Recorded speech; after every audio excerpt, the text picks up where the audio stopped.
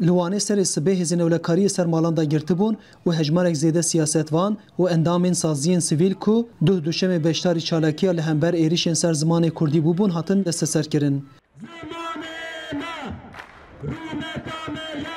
Roja duşemê bi pêşengiya rêxistina Partiya Wekevî û Demokrasiya Gelan Dem Partiya Wanê xwepêşandana şermezarkirina girtina ev kesên ku ji ber govend û stranên Kurdî hatibûn girtin û piştî daxuyaniyan girseha beşdar govend gêrandibûn û stran gotibûn.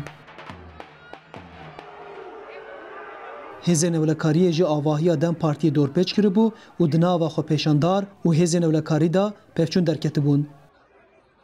Piştîvan bûyeran, îro sêşemê serê sibê hêzên ewlekariyê avêtin ser malên beşdarên xwepêşandanê û hevserokên rêxistina Dem Partiyê yên Wanê, Gülşen Kurt û Veysî Dilekçî hin endamên Meclisa Dayîkê Naşitiyê jî di nav da 12 kes hatin desteserkirin. Heta amadekirina vê raportê serdozgeriya Komariya Wanê derheqa desteserkirina 12 kesan da te agahî nedabû. Lê sedem çi be bila bibem em baş zanin sedema bingehîn ya va êrîşan ew e ku gelê Kurd hêjî di zimanê xwe da, di çanda xwe da, di govenda xwe da û di nirxên neteweyî yên bingehîn de israr dike. Lê sed mixabin wek parçeyekê êrişên giştî yên li ser gelê Kurd, êrişên gelek hovane li ser zimanê Kurdî, çanda Kurdî û govenda Kurdî û her wiha nirxên neteweya Kurd yên giştî jî tên kirin.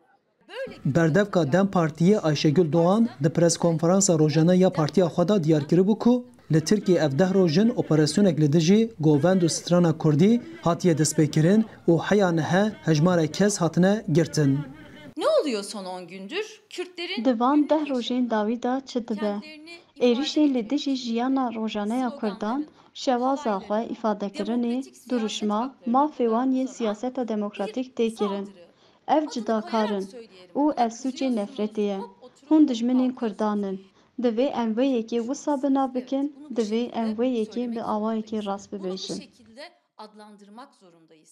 Her wiha li Amed û Wanê nivîsên Kurdiyên bo agahdarkirina ajokar û peyayan ku ji aliyê bajarvaniyên Dem Partiyê ve hatibûn nivîsandin, ji aliyê hin kesan ve hatibûn reşkirin. İro eger ku êrişek çevîme li hemberê wê nivîsî, elbette ki de tekoşîna me li hemberê wê jî berdewam bike. Em ê nivîsên xwe yên Kurdî jî di kîjan civakê da kîjan gel di jî bi zimanê wan jî em ê binivîsin. Ji ber wê ku em bêjin yani perzimanî û perçandî xizmeta me wê bi devam bike, berdewam bike. Dilbihar dibêje ku ew ê tevî êrişên ser ziman û çanda Kurdî xwepêşandan û tekoşîna xwe berdewam bikin. Em ji dilê û can dibêjin. Zimanê me nebe em nabin. Govenda me nebe em nabin. Hezar can û janê me jî hebin.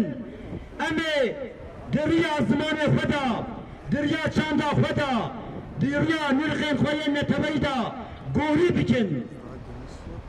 Em dikarin bê avûnan bijîn. Em dikarin bê tav û hewa û agir bijîn. Lê em bê ziman najîn, bê govend najîn. Li gor agahiyên dawî di nava 10 rojan da bi îddia bi stran û govendan propaganda Partiya Karkerên Kurdistan PKK hatiye kirin, 11 kes li Stenbolê, 4 kes li Cûlemêrgê û 9 kes jî li Mêrsînê hatine girtin û herî kêm 45 kes jî hatine desteserkirin. Arif Aslan, Dengê Amerîka.